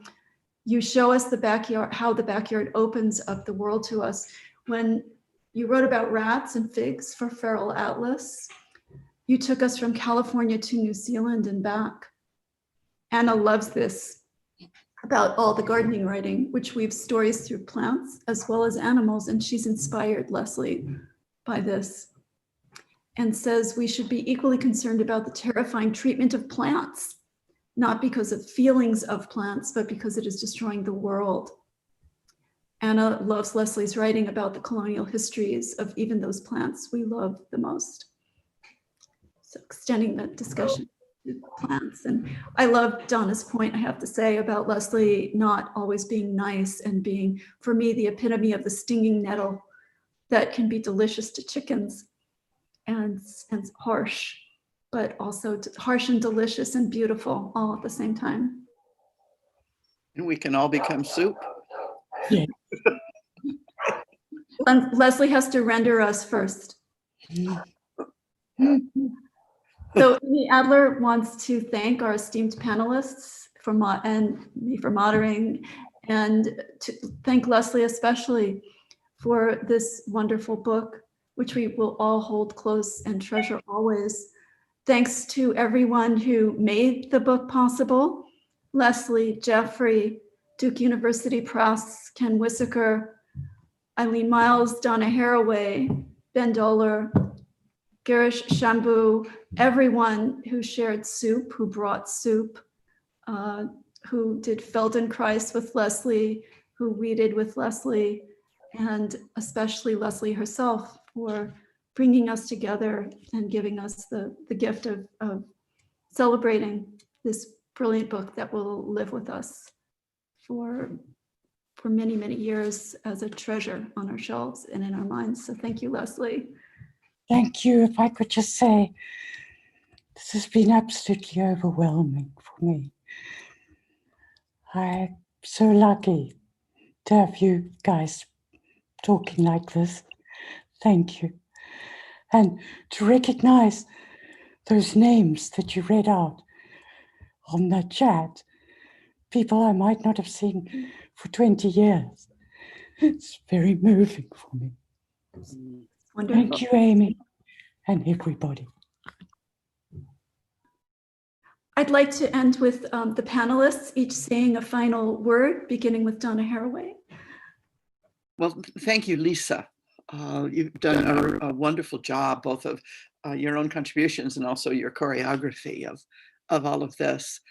And thank you to everybody. And of course, above all, to Lesley. I read her book with The Animals in That Country, which was a novel that Lesley had suggested to me at the same time she asked if I would introduce her. And it is a novel set in a period of a pandemic called the zoo, Z-O-O, the zoo flu, that has the effect of making the human shut up and be a kind of hyperacusis, hyper aware to animals of all sorts and their communicative performances, their semiotic worlds, whether they make sense or not. And the disease is that kind of hyperacusis to the semiosis of the other animals. And when the disease is cured, that is lost, and the book becomes extremely sad.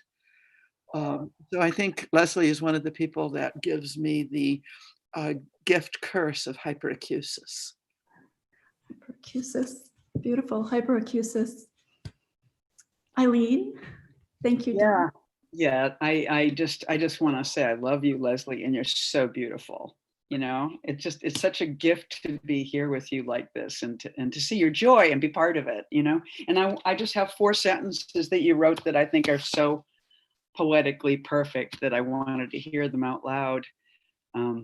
Embolism is a cadenced word. It falls from the tongue like a parachute from a plane, but it is also freaky, medical, foreboding. I prefer the word clot, which turns my attention to clotted cream. If it comes from New Jersey cows, or it comes from Jersey cows, clotted cream is truly cream colored, that very pale yellow that is at once deep and light as air. Crazy. So wonderful. Thank you, Eileen. Girish? I have to say, I have to confess, I don't think Lesley knows this, But most of the time on my nightstand by my bed is usually a book by Lesley for a specific reason, which is that I can dip into her books. I can just randomly open up a page and dip into one of her books and get something, get an incredible charge, and which will send my imagination in many directions, and I'll never feel disoriented, even though I've opened up the book in the middle. And so I find a special nourishing from her books, especially before I go to sleep, for that reason. And so I think she's a special writer for many, many reasons, but for this is a personal reason for me. And I want to thank Lesley, and I want to thank her for inviting me to be part of this incredible occasion. And I want to thank her for her friendship and the gift of her writing. Thank you, Lesley. Wonderful, Girish. Thank you. Ben. More thanks. This has been just such an extreme pleasure and a really, really informative way to get through the last few months with Lesley, in my ear. There were a couple. This is the kind of book with so much knowledge, as the panel has as well. But a kinds of partial knowledge that I felt like I had been sort of building up over the last few years, and I was thinking of a couple moments. There's the piece called Anza Borrego at the end of, or in the midst of this piece, and as a fellow San Diego dweller, Anza is one of the places you go to kind of feel kind of ineffable presences that that Lesley has put the words to, and also has kind of created. And I had these questions about the same novel, this Don DeLillo novel that I had read years ago when I was trying to understand the desert. And again, you sort of solved the questions I had for me, which is such a strange thing. The other thing that I found really interesting, and looking back at the book now, the kind of poesis of the infusion room, the multiple voices hooked up to their machines, generally exhausted, generally kind of hooked up to machines, and similar to the situation we're in now, yet overhearing their partial worlds, and it's really been just so wonderful to spend time with you all, and to spend time with your book, Lesley. It's an astonishing thing. So thank you for writing it. Yeah. Thanks for those words, Ben, and for all the panelists for sharing this tribute and this kind of group gathering around a book we have all been a part of for so long. I want to close by channeling some words of just beautiful. Patricia Montoya, Judy Anir, beautiful. Marta Hansen, words to feast on. And Lesley, we love you. Jordan Crandall, Brian Goldfarb, Paris Dufez, Jennifer Peterson, Gary Fields. Lesley, you are a gift to us. And this panel has been, in part, our gift to you, but of course, it has always been more our pleasure than yours in participating in your writing and your world that you have brought us into in this beautiful way across your cooking, your writing, your kitchen practices, your garden practices, and your ways with words that transcend speech. So we thank you. Thank you all for coming and for being here. We'll have, for those who couldn't join us, we'll have the YouTube channel posted on the Visual Arts lecture list site, where friends who shared in the process can rewatch or watch. And thank you, Lesley, for making this event possible for us on behalf of the Visual Arts Department at UC San Diego, and on behalf of all at UC San Diego, Perth, Canberra, across Zimbabwe, Australia, and the UK. Thank you, Lesley, from the bottom of our hearts. Good afternoon, everyone. Ciao, Bellas.